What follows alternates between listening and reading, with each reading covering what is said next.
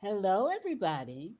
This is CB Bowman Live Challenges of the C Suite. And I could see today my voice is not in sync with my lips. So, as I say, life goes on. It's just a technical challenge. Ride with it, right? Hey, how's everybody doing? I miss you during the week. I really do. I kind of I wish I had the energy to do this every single day and have the most amazing guests that I always have on. But I think my husband might kill me, right? Because you know how these guys are. They love attention and we love giving it to them, right? So today, I'm getting a note saying we're having trouble streaming to LinkedIn. This may be an issue on LinkedIn's. Okay, well, as I said, LinkedIn, that's probably why we're getting this delayed response. Let's see if we can roll with it and see what happens. If worst comes to worst, we'll publish this on LinkedIn separately or we'll provide a link to YouTube and you'll be able to see it YouTube and Facebook because it is streaming in real time on those other channels. Sorry, LinkedIn, you snooze, you lose. So, okay, let's talk to our guest today. And I always have amazing people, but Dr. Guila is knocking out the ballpark. Oh my God, I'm nervous talking to her. Can we talk? She is so accomplished.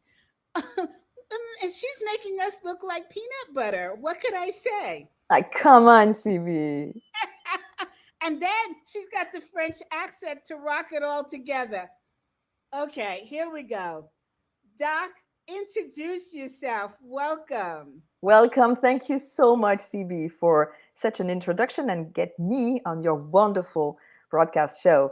So, hi, everybody. It's a pleasure to be with you today. So, excuse my French first, of course, That's a because, good one. yeah, because being French, I will not remove my French accent, but I will not try to make it too heavy for you to fully understand me. My name is Clara Kessous, and I'm a certified coach.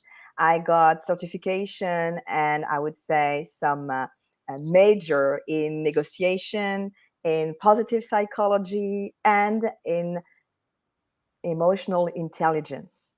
I had the chance to work with Harvard professors such as Tal Ben Shahar in positive psychology, William Ury in the negotiation, and also Paul Ekman for the emotional intelligence. My first job, my first work, my first love, my first career is theater.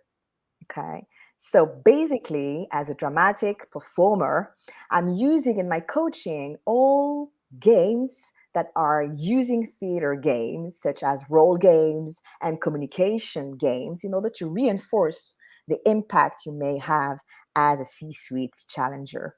And after doing my conservatory, in France, you have a conservatory when you want to become an artist.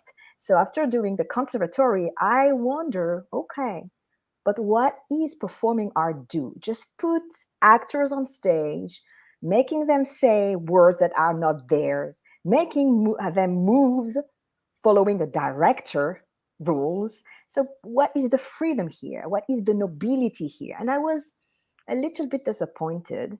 And I decided to use theater method to help people life. I was obsessed at the beginning with humanitarian work. I helped a lot of survivors, like genocide survivors, Rwanda, Shoah. I help victims of excision, women in Congo, for example, using theater to help them to get Wait, stop. stronger. Victims of what? Victim of excision. You know what is excision? This is terrible sexual violence that women may have. It's difficult to even mention it because it's touching women, especially in African countries such as Congo. And so excision is really something difficult to fight. And women who have been victim of excision usually are losing all type of self-confidence. And I've been there to help them also with theater in order to help them to get back on track. So I don't know if you knew that, CB, but I'm happy to No, tell you this. let's stop and tell us what happens during this time. So basically, I had the chance to work with a wonderful playwright. See, we are still doing theater here. So this playwright, his name Eve Ensler. Have you heard of Eve Ensler before? Eve Ensler is the famous playwright who wrote the Vagina Monologue. And this woman decided to create a town in Congo that is called City of Joy. And in City of Joy, lots of victims of excision, women there benefit from theater workshops, lyrical workshops with singing, all type of art therapy. And I was completely amazed by this work. And I decided to use the theater that I learned in the conservatory to help women victims of excision following Eve Ansler example to help them reinforce this self-confidence. But And this tell will us be the same, CB, this will be the same techniques that I'm going to use for the C-suite. So ladies and gentlemen, don't think that we are not following our theme here. On the contrary. Go ahead, sorry. but no, this is good. So we circle back, but can you describe what takes place in excision? Why is it that the women lose their self confidence? Oh, okay. So I will not explain fully what is excision because I think it could be a little bit violent here, but you can Google it and you will see. This is something that is basically hurt woman with something that is a cutting directly in genitals of woman. And this is a tradition that has been made out mostly in African countries. And this tradition is preserved by people, and most of the people are women. So it's also something that women among them recommend for their little girls. And this, yeah, this is very shocking knowing it. So that's why to go against this tradition, it's not only, I would say, a question of conviction that would be political, but also a question of helping those women to understand that they are not, I would say, they are not wrong not doing this type of tradition. But at the City of Joy, Eve Ansler is working with women who are victim of excision. And by doing this, they are creating a little community who is fighting excision. So it's a mutilation, CB, if you want, that is Yes, yeah, made I get it. very young age. Mm, mm. Hold on one second. I think there's some noise in my background that might come through. Um, can that noise stop, please? Thank you. Um, so what is it that the City of Joy does to help these women? So most of it is art therapy. So as I was saying, that theater can help people. Mm-hmm. Art therapy is offering not only theater, it's offering dance, it's offering singing, it's offering a way to get what we are calling the catharsis. I don't know if some of you have heard of this, but the catharsis to really, I would say, speed off what happened to you in order to have people understand it and not having it burning inside of you. And You know, it's yeah. I do know art therapy because my background was art, um, and so I understand what you're saying. And one of our colleagues, of my colleagues, who's part of MG 100, who I interviewed. Actually, he was the last person I interviewed, Johannes, and Johannes does therapy through song. He helps people create songs to express their upset, their disappointment, their anger, to get it all out. And he works with executive coaches and a lot of men, because men in the United States are raised to keep any of their emotion inside, right? True. And so it bottles up. And this is, I believe, why we see a higher rate of heart attacks amongst men in the United States. You have no place to take that emotion, to let it come through you and leave you, right? So Yeah. I think that I remember back in the 60s, 70s, maybe, art therapy was used a lot. And I don't know why it seemed to have gone away. But I love Johannes bringing this back through music. So I understand what you're saying here. So it's really the same thing that we're doing, that what Johan is doing, but using theater. And what is wonderful with music is that there is this inner voice that you can go, that can help you to really spit out what is inside of you. What is great with theater is really switching roles. Yes. Yeah. And here we get to an entire, I would say, game that will be extremely interesting for, of course, the executive side, for the personal side, and for the humanitarian side. But Yeah. I really, at the beginning of my career, I really worked on this notion of how theater could help survivors. And I saw wonderful, wonderful things. I was talking about victim of excisions. Depending on their characters, woman would say, I'm too shy to perform. So I would like to just do some small exercise with the 5 pillars. The 5 pillars be the posture, the gesture, the voice. Exactly. Posture, gesture, voice, eye contact, and silence. All of these, which are the 5 pillars of communication. So they just wanted to work the presentation of themselves. Others, I would say, would be less shy and say, I want to make an entire play about my life. And we were Yes. doing some little plays about what happened to them and how they overcome. Because it's always a question of resilience. It's always a question how, what is my storytelling? What is the story and how I went through it? What is my own mythology? This is really what the question is in order to go through it and realize that what doesn't kill you. Makes you stronger. Thank you. Yep, for sure. One of my favorite songs. Sure. Yeah. I love what you're doing. I love what you're talking about.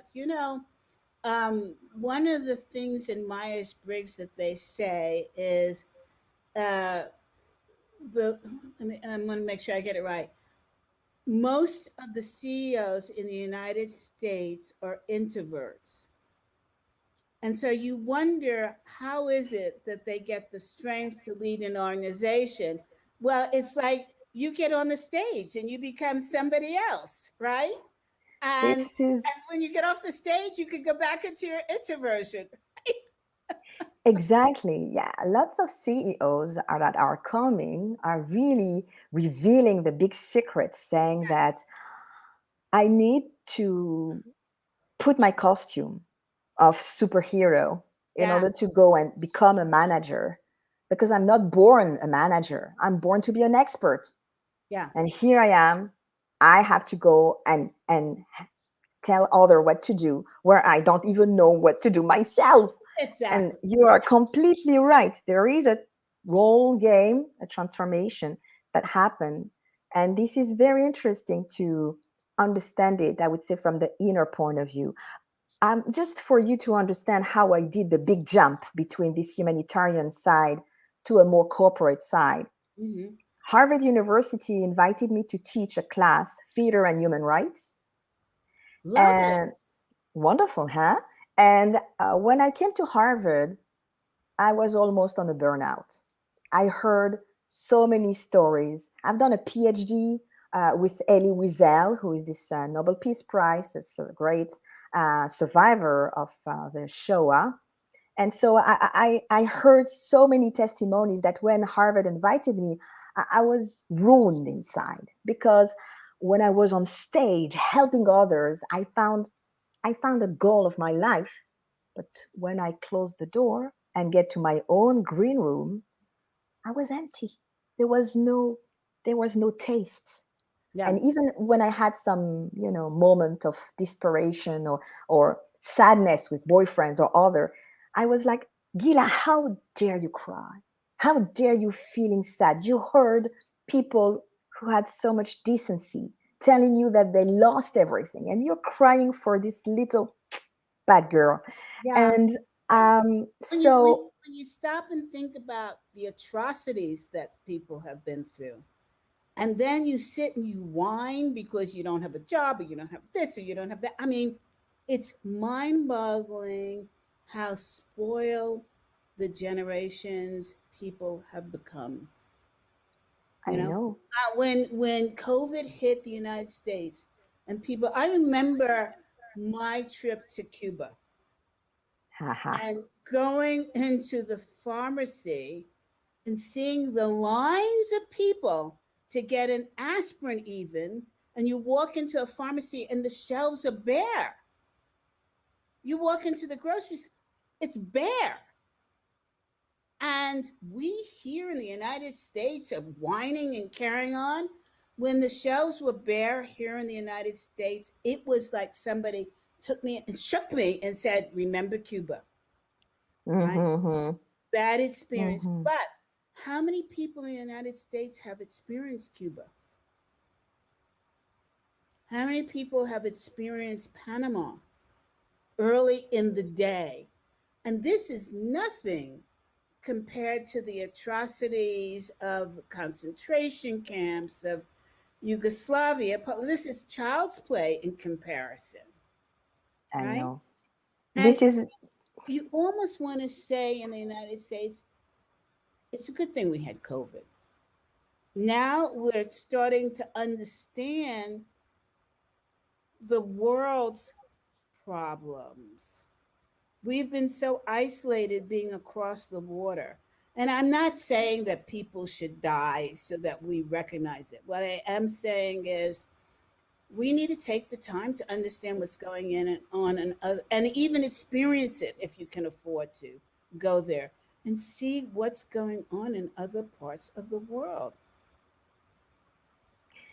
yes, and with your permission, I will share the interview I made of Eve Ensler, this famous playwright, because she is saying the same thing. She's saying that COVID was a way to wake us up regarding a society that thinks that I would say has the habit of the easiness, something that is brought very easy into their life, whereas each little thing is in fact something that really requests a lot of work to do. But Yes. the problem is, in my case, I was forcing myself not to get any type of emotion. So I was completely burned inside. And so um, at Harvard University, when you are teaching a class, you can take any class for free, Mm-hmm. which is great. Mm-hmm. And so I took a class on happiness, and this No class will way. change my life. No way. At Harvard, a class on happiness. Tell Yes, that was the class of positive psychology by Professor Tal Ben Shahar. That was the most popular class at that time.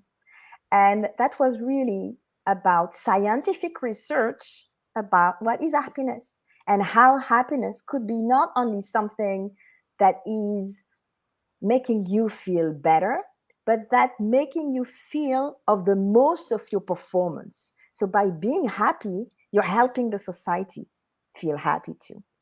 And that was extremely moving for me because I realized that in the transmission chain that I was trying to have, because I was helping a victim, if the transmitter doesn't take care of him or her, and this is something we see a lot in the coaching community or in the CEOs, in the C suite, we are seeing people who are sacrifice themselves all for the other, giving all. If you're not taking care about yourself also, taking care about your own happiness, you are not fulfilling this role you love so much, which is giving to others. And I really like that. And And when I came to this professor, Tal Ben Shahar, at the end of the class, and I told him, you know, thank you so much. That positive psychology was not known for me. But can I tell you something? I think this is still very intellectual. And as a performance person, as a theater girl, I think this should be coming more into the body. And Tal Ben Shahar said, okay, I give you carte blanche for you to imagine theater games about positive psychology.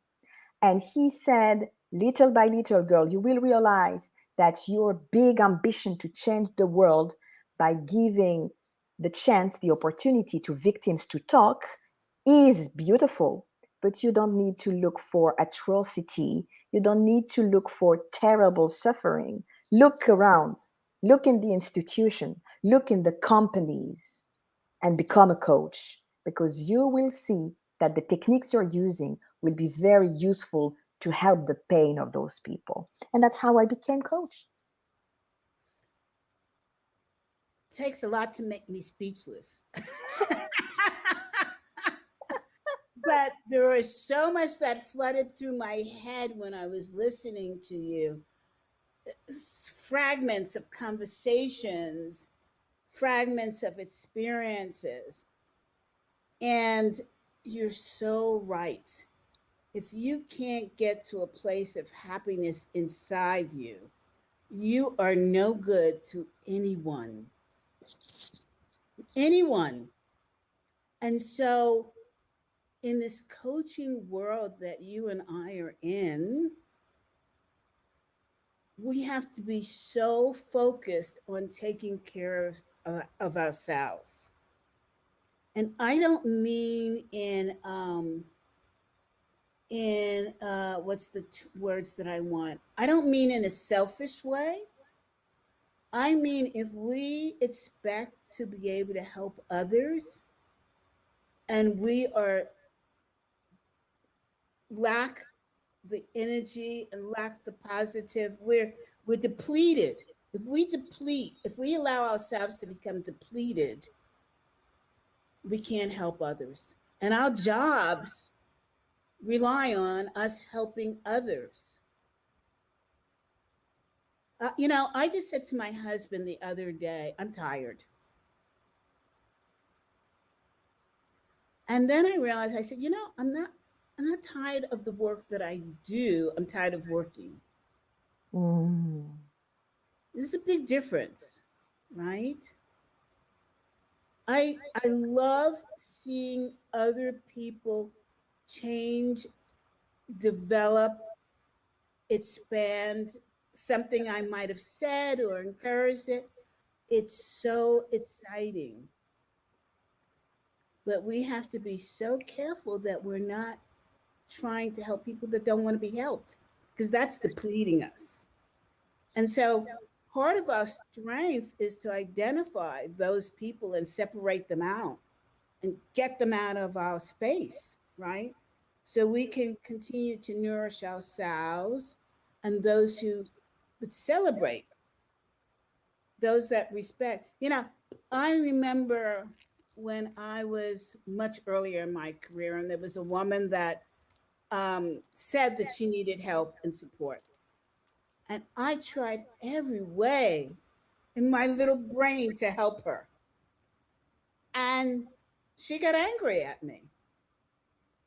And I said to myself, what are you doing? This happened to me twice. It wasn't going to happen a third time. I said, what are you doing? Are you insane? You're trying to help somebody who doesn't want to be helped, and you're getting your feelings hurt. I'm like, what the hell? So I understand exactly what you're saying, but in the work that you did in the humanitarian space, tell us about the work that you did in the humanitarian space. Okay, Okay, so I so will I will tell you tell you all all about about that. that. But But first, I first, would I would like like to to share a share a little little idea you idea you gave gave me me regarding regarding how coach need to be coached, need to be supervised, need to be happy in order to give. Because I saw a lot of coaches who are desperate to help, who are feeling like nurses and who are babysitting their coachee. And this is something that is no good. Just to come back to this notion, and I will tell you, of course, in a second what I was doing as a humanitarian, I would say, activist. A lot of C-suite managers are coming to me and they want to be a leader. And I answer them, if you don't know to be a follower, you will not be a good leader.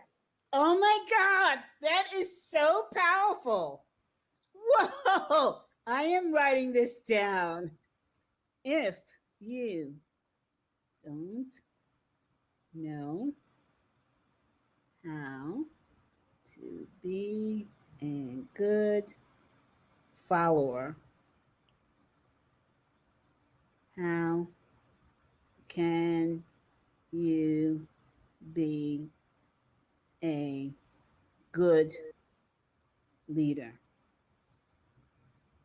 Okay, I am giving you full credit for that one.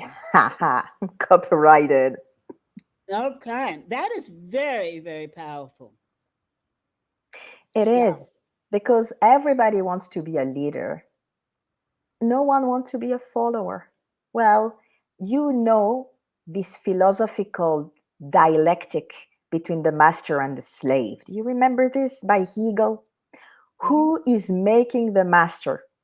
The master himself or the slave? The slave is the one who makes the master master.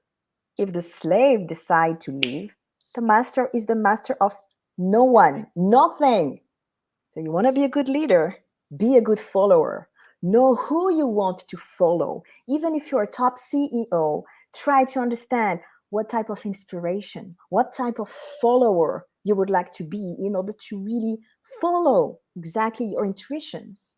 And this is the way I'm opening usually my coaching for C-suite challengers, because this is something that will immediately have them react, and they will know if yes or no they are in a good place in terms of coaching. Another thing that I want to say, and especially to this type of population, is that one challenge of the C-suite is that sometimes coaching for C-suite is forced by human resources or N+1, who are saying, excuse me, I think you need a little coaching. As you said, I think you need a little time to lay down on the red sofa and talk to someone because you have a problem. So when it's like that, I remember one CEO coming to me and say, so if I understand correctly, you will tell everything I'm telling you to my managers. I tell them, well, I will tell you a secret, sir. If I see that you are suffering in your job position, I will make everything in order for you to be dismissed, to be put away, to choose to leave the company, and the company would have paid for it. Because my job is to secure your mental and physical integrity more than anything else as a coach. So you need to understand confidentiality and this, I would say, secret agreement that I will do anything in order for you to get out of this coaching better self than when you came into my office. And That's people powerful. slowly, this is that you still have today CEOs and C-suite who are afraid of coaching. And this is why I love so much this type of conversation, because they need, thanks to you, CB, to see that you have people who are here to help, to serve them.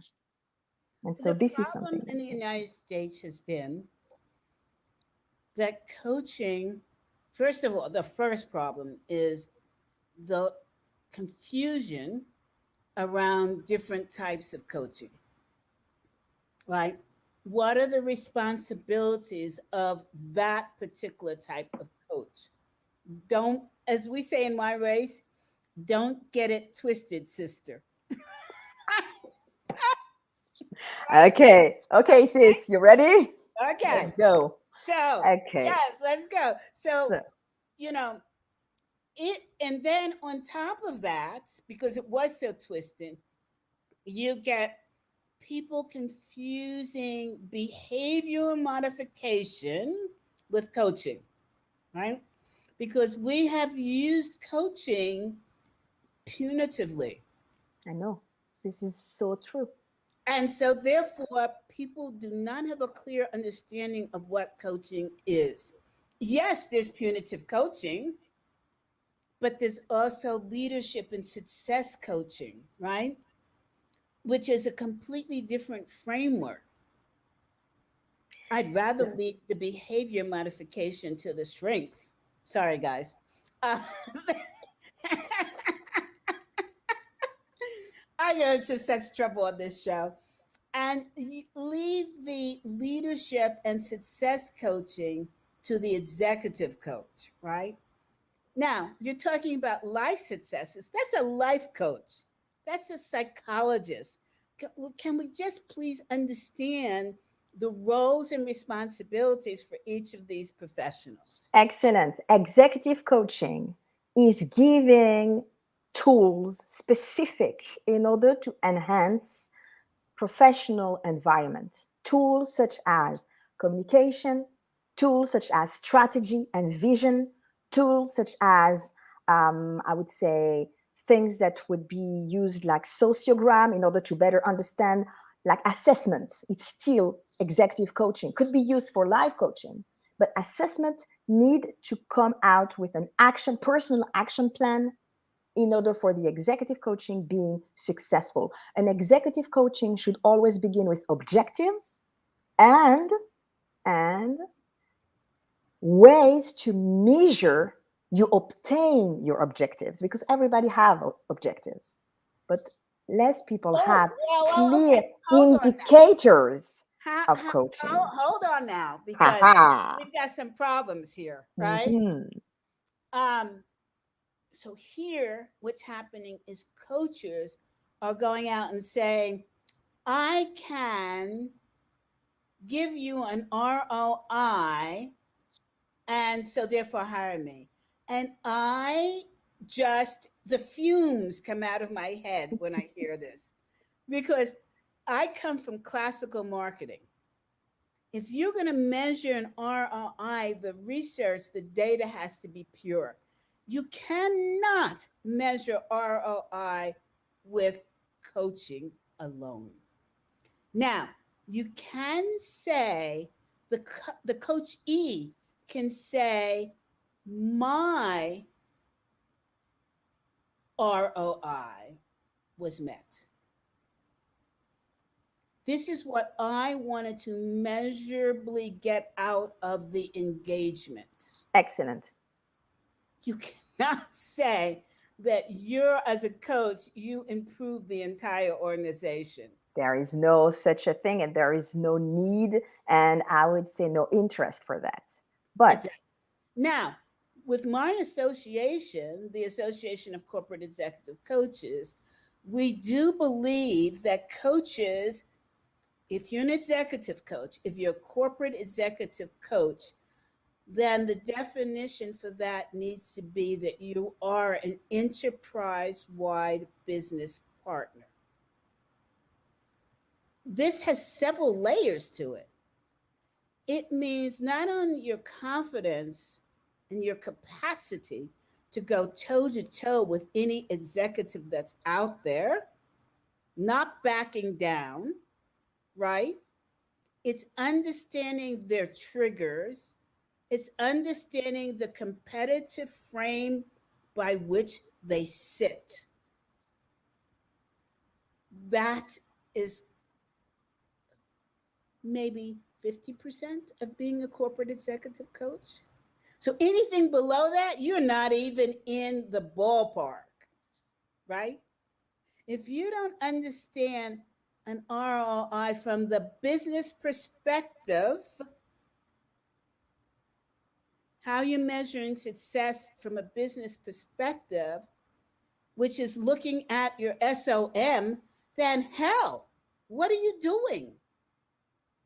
Right? If you don't even know who the competitors are that are triggering this C suite person to make certain decisions or part of the decision making process, what the heck are you calling yourself an executive? What are you delivering here? I would say for me, the hardest thing, because I'm working with a lot of companies, is really the learning of the untold codes, untold cultural codes. And this is what is wonderful. It's almost learning a different language, It different is. values, different, and you need to make this transformation and Yeah. this fine analysis as a coach in order to understand that when you are with L'Oreal, for example, L'Oreal, okay, you need to speak about global. What is global? That's the global and local at the same time. So if everybody comes up and say to you, we need to go global, and you're like, do you have a problem with the way you're talking? You have a problem with, you know what I mean? I know So it's exactly what. really learning a new language, learning new path, learning new behavior. And this is your job as a coach. For me, it's like rehearsing a new character. I love it. Aha. I It's love like it. Marlon Brando acting, okay? Yes. You just go and dig. Okay, what's my character? What's my new environment? What is the situational intelligence? Yes. Situational I intelligence. love this. I love this. And this, I have to go so far as to say this is what we should be coaching for is situational intelligence. Because if you open the book, you read the book and you go line by line, this is the blah blah blah blah blah blah. What are you offering? Your client can open the book and read it line by line. That's not what they're looking for. And it's like, now, I don't want to denounce methodologies, but to me, once you reach a certain level as an executive coach, if you are doing appreciative inquiry alone, you're in the wrong business. This is true. This is true. And I will tell you something as an improv actor that my professor used to say. He is a wonderful person named Jack Walzer. You will see he's one of the giants of method acting. And he trained, we were talking about Marlon Brando. He trained all of the famous actors. And he was used to say, don't prepare, just show up. And what does it Ah, mean to show up as a coach is having the power to remove everything, learning exactly what my aim. So, what is this new landscape that I'm going into it, and be dedicated because maybe one word of your coachee can change an entire thing that you plan to do for this workshop session. So don't prepare, just show up, be there, have this presence. We speak about charisma, aura, this presence to the other. And then, of course, as an executive, you will be good. Know you know, your tools. I have to admit, when my guests come for this show, they want to prepare. What do I read? And I remember one guy who was just very well known. He kept saying, "CB, what should I read? What should I say? What, um, you know, do you have any script for me? Do you have samples?" I said, "Stop. This is just show up. I'll take care of the rest." And he couldn't get past that because, well, what's the theme? I said, the theme is to have a conversation. I said, don't worry about the rest. Because if I tell you this is what we're going to discuss and you say something that's different, then I'm going to switch the entire conversation. So whatever you prepared is not going to be right. So just relax. No, I've got your back and let's just chat it up. It drove him insane. And this is a guy who, when he starts talking, you can't get in a word edgewise. And so I wasn't expecting this. And it was just, it's so funny. We have this instinct that we don't want to be wrong. It's really bad to be wrong. Well, this is the biggest challenge of the C suite I ever know, the syndrome of the good student. You know that? Syndrome of the good student. I need to do well. I need to be loved by my professors. I need to be recognized. I need to be good. I need to be the first in class and to learn my thing by heart and say it without having the other interrupt me. Well, of course, you will never be a good manager doing this. You will do maybe cooperation, but never collaboration. Because collaboration, and this is how you see a good CEO, is when the CEO speak less than the others in team. That's it. Why is it that you think here, I'm going to say here in the United States because, well, I've traveled to France, I don't know the culture well enough to answer this question. Why is it that we have a need to be perfect versus a need to try? And either we have a need to be perfect or we don't give a shit.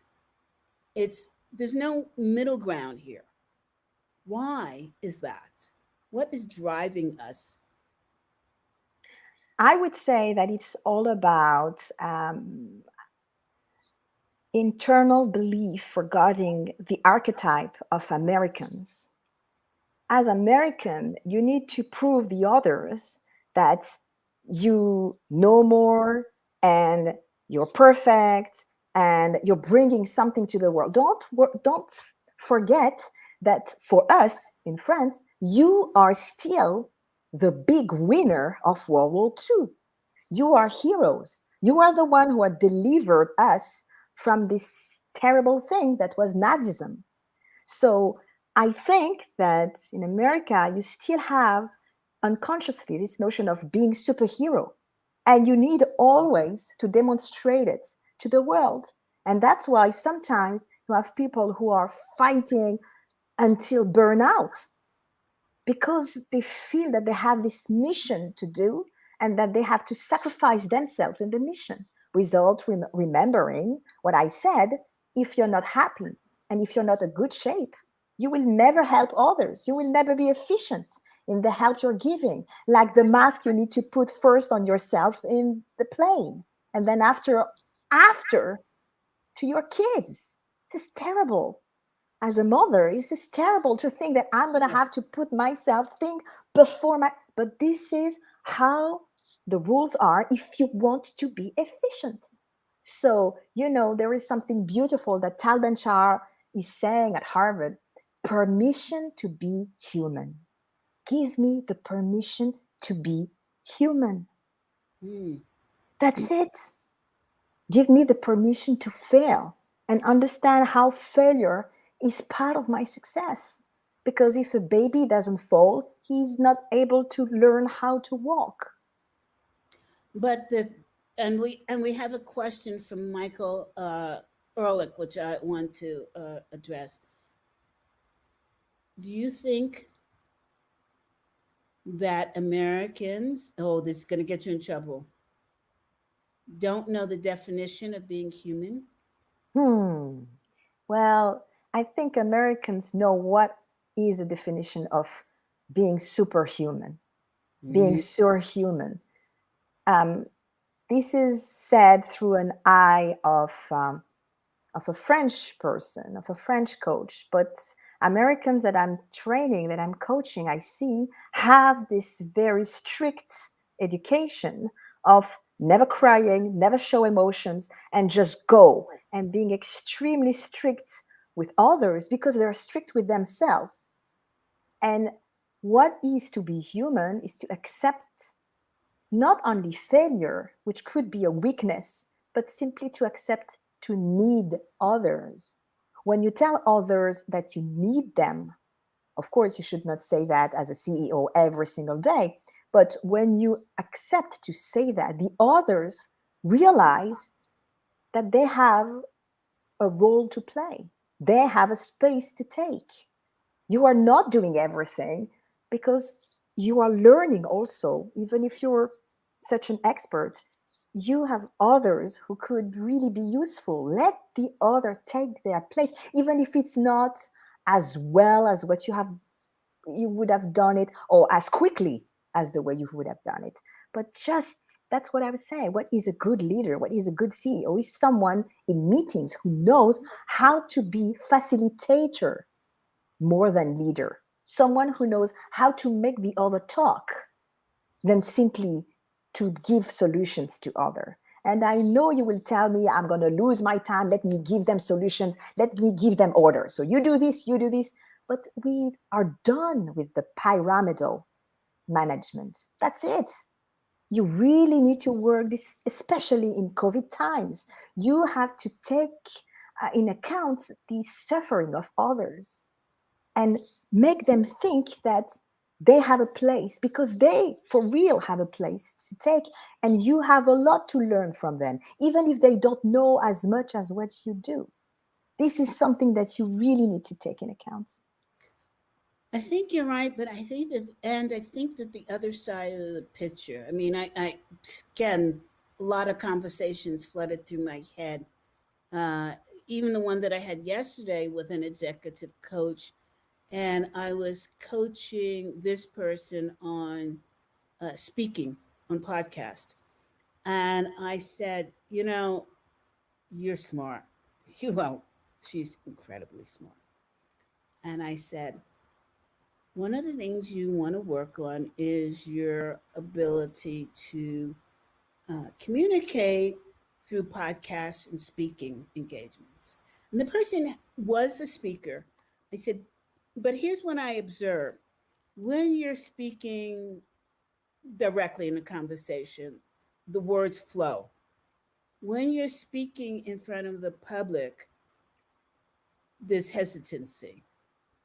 And the response was, because I'm trying to remember the question and I'm trying to think about the next question, or I've gotten two questions and I want to be sure I answered it all. And I said, you know what? It's okay to say I've forgotten your question. It's okay to say, can you repeat the question? It's okay to say, let me think about the answer. We don't have to be superhuman and having conversations or anything else. And yet we have the flip side of people who, and I'm remembering somebody I was talking to recently, who has to have all the answers. And what I realized in this person is they have to have the answers so bad that they are not listening to the question. That's kind of scary, because if you think of this person as a leader, then you're thinking, you're leading me down the garden path. That's not what I was talking about at all. This is a phenomenon that is called happy hearing. Have you heard of this expression before? No, I The never happy, would. I'm telling you, this exists. A happy hearing is when someone is thinking so much that the other will speak about something, that the answer that the person will give will include things that the other did not say, but that exists only in the mind of the person who is talking. And I'm going to tell you something: most of the leaders listen not to understand, but to answer. And this is something that needs to be fight, to be fought, especially with what we're calling the active listening. You need to be able to listen to simply understand without anticipate any type of answer, but be with the other. Exactly like an improv, when suddenly someone will say a word, I was not expecting this word. What am I doing with this word? And being extremely adaptive in order to just play like a tennis. We don't know where the ball is coming, but has to be a way to welcome the otherness of the other. And for a manager, this should be a rule. I love what you said. Most of the leaders listen to answer versus to understand. That is another powerful statement. Wow. Hang on. Let me see what, I think it's Michael Earlett, KBI, are visionary ways to manage as we are humans. KPI are for robots. Thanks for this new perspective. Could you share feedback from people that use KBI? Thanks, ladies, for this amazing moment. That's very sweet. So, in fact, people, and especially an entire company strategy who is using KBIs, and again, KBIs are key behavioral indicators versus key PIs that we all know, the key performance indicators, or key FIs, key financial indicators. So KBIs are not a way to force everybody to have the same behavior. On the contrary, it's really ways to well behaved and find a way to be equal. So it could be in communication, it could be on, I would say, way to handle obstructive behavior, such as manipulation, passivity, aggressivity. All those need to be known by the leader in order for him to know that there are techniques. And you don't have to be aggressive with someone aggressive or passive with someone passive.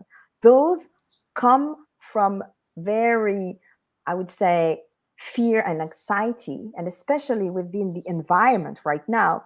COVID is increasing the level of aggressivity. We all know that.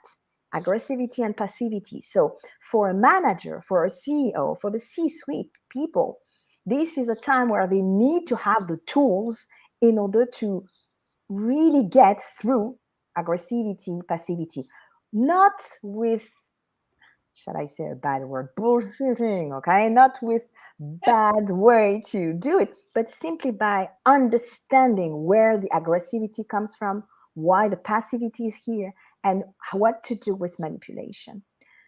I quoted William Ury, Ury, who wrote a beautiful book that is called The Positive No. I recommend this book in order for people to understand how to be clear about when I'm saying a yes, what am I saying a no to? And when I'm saying a no, what am I saying a yes to? Giving you an example, very simple, an example of dating. Let's say that you are invited to a movie by a very nice gentleman. If you say yes, maybe this nice gentleman will understand that you want to have to a restaurant after, where in fact maybe you are married and you don't want to have this moment to restaurants. So when you say yes, try to understand what you say no to. And we see that William Ury is the master of negotiation. He's the one who created the win-win negotiation technique. And as a coach, we're working a lot with this technique in order to have people understand not only from a result of the negotiation, but more on the needs of the negotiation. And so he is the one who created the PON program of negotiation at Harvard University. And I strongly advise you to know the work of William Ury and Roger Fisher, the book called Getting to Yes. So again, those things that involve psychology, yes, that involve coaching tools are very necessary today in order for KBIs to become, I would say, vivid in a company and to become really useful. Do we have another question? Voltaire Emile says hi.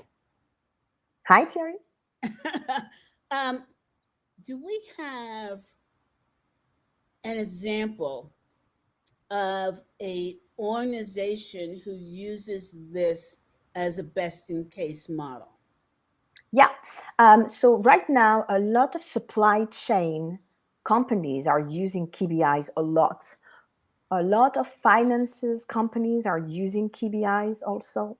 I'm going to give some examples, such as 3M, for example, which is a very important firm that is working B2B and that included the KBIs into their rules as a way to have an annual review to um, an employee, for example.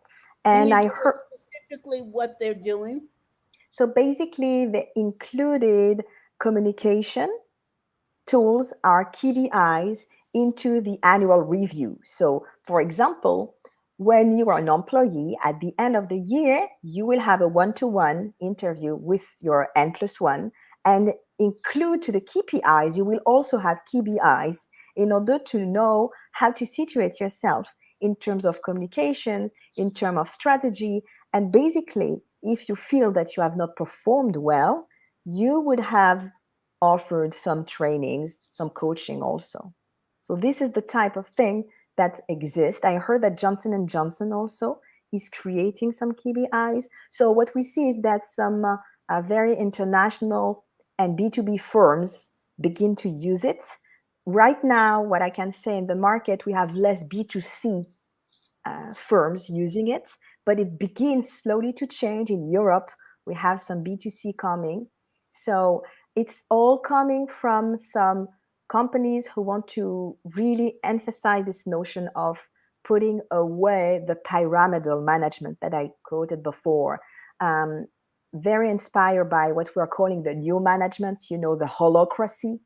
Maybe you have heard, all of you, this term before. Holocracy is this notion of how to manage without a boss and how to allow the boss to becoming an expert again, not only having him doing babysitting with the management that is most of the time a way to manage egos and not why he has been hired for. He came for a nice position as an expert. He or she has been working a lot, universities, diploma, and he arrives and he's put in front of a management, task, and he's like, "What? I have to deal with people who are sending emails, CC everybody, and being sure that some others are not against that."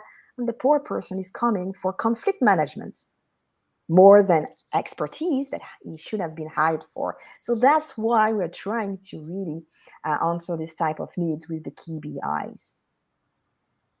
So we have Voltaire is asking, she says, I'm not sure if it's a he or she. I am reading I Marshall B. Rosenberg for Yeah. communicating better. Do you recommend him? Ha. Well, Marshall Rosenberg, you know him, CB. He is really the master of the nonviolent communication with this a very famous book on nonviolence communication. So, of course, I recommend him. He is, I would say, the basic that everybody should be able to read. I remind people that Marshall Rosenberg found out that, in fact, 90% of the conflict of a company was not about the health, financial health of the company, but was coming from intern conflict. So that's why it's all about knowing how to communicate um, among each other, and especially because we are losing so much of our life in an office or sometimes, virtually now because of COVID. So indeed, the way to behave and the way to interact should become something that people get a little survivor guide somewhere in order to be sure to do what why the person has been hired for, which is expertise. Do you feel like this whole no, the new normal of working from home is going to hinder our ability to communicate? Because I have to tell you, I'm a high introvert, and I am just as happy as a pig in mud working from home. I would never want to go back to working in an office again. Does that mean we need to up our game and our ability to communicate? Well, there is a way to know how to well communicate virtually, digitally. The way I spoke to you about the 5 pillars, you remember earlier? So, posture and gesture and eye contact and voice and silence, all these has to be understood to be adapted, virtually speaking. You're doing it beautifully. But for C suite challenge, Every single CEO should have included that, how to virtually communicate, because it's only very specific tricks that once you learn them, you will learn it forever. For example, let me give you a little riddle. All right, In before order, you do that, give us the five pillars again so people of remember. course, so we have posture, framing, yeah, digitally, gestures. So of course, if you're doing a lot of gestures wrong or well, or you have the eye contact, and you have the voice and the silence. So how to include silence in your communication. And one thing, this riddle will be about the eye contact. In virtual communication, if you want people to think you're looking at them, don't look at them. I've heard that. Yes. Okay. You got it? Yes. How many CEOs I saw doing a talk like this? And usually, because the CEO male is completely bald, you have a big zoom on the cranes. Excuse me? Because they really think that we are behind the little videos, at the bottom of the screen. We are here, guys. We are in the camera. So you need to have an arrow or a sticker. You don't have, if a lot of CEOs are telling me, well, the little green dot is very annoying me. And I tell them, and it's a big revolution in their life. You can put a sticker on the green light. The green light is not where the camera is.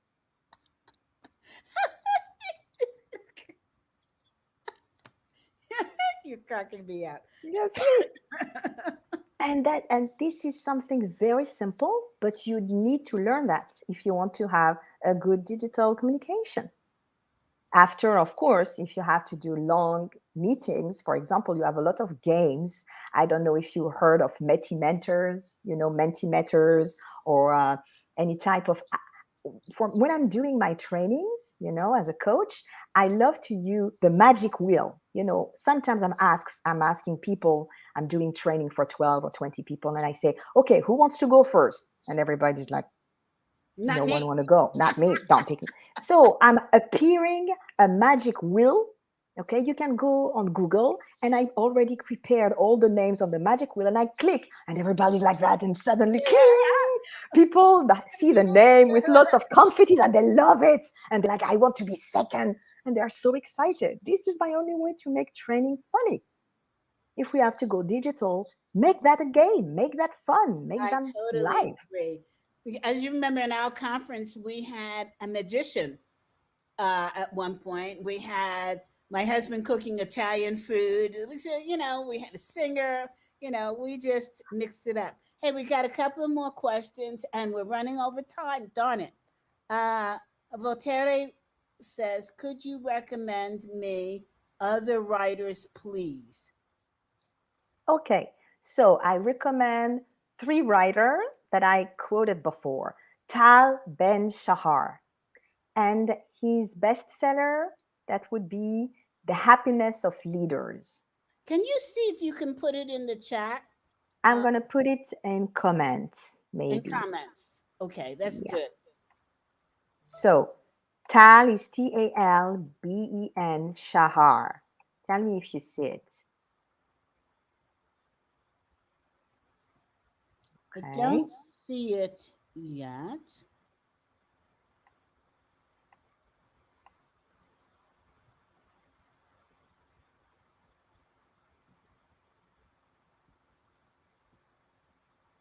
But you know what we will do is if you send me the list, I will put it out on LinkedIn, Excellent. So again, Facebook, and YouTube. the book is called The Joy of Leadership: How Positive Psychology Can Maximize Leadership. And this book has been written by Tal Ben Shahar, and I really like it, really. Um, so this is a book that has been published by Wiley, and you will find it online very easily. So The Joy of Leadership has been written by Tal Ben Shahar and the businessman Angus Ridgway. So this is one book that I strongly recommend. The other is The Positive No by William Ury, that I strongly advise you to discover. Another thing that I would love you to discover is a free atlas of emotional intelligence. It's an atlas of emotions that is for free. So you Google Atlas, and this has been created by Paul Ekman together with the Dalai Lama. And this is extremely interesting because it's really helping you defining the finest emotions. And if you are interested by the work of Marshall Rosenberg, you will see how nonviolent communication is connected with this notion of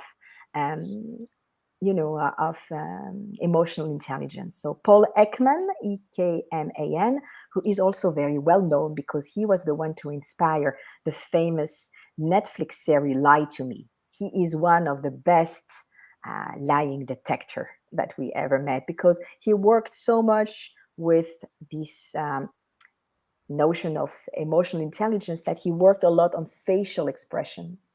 And he's a fantastic person to get to know. And yes, definitely, CB, I will send you a list in order for people to get. We'll send you some interviews that I made also with those people because I had the chance to work with all of them. And so you will find on CB's material some really unique material that I'm giving to her and only to her. Oh, perfect. Hey, we didn't even have a chance to talk about the first part of your life. And oh my gosh, okay. I am definitely going to book you again so we could talk more. And I am so excited that you are interested in being part of the CB Bowman Women's Power Group. I'd So love that. I can't wait. Hey, we have to say goodbye. We are already 8 minutes over. I'm so sorry, audience, but that's what happens when you tune into CB Bowman Live. We talk, right? Thank you, Gila, for being part of us. Thank you, CB. Thank you, everybody. Okay, listen, tune in next Tuesday. All right, we'll see you then.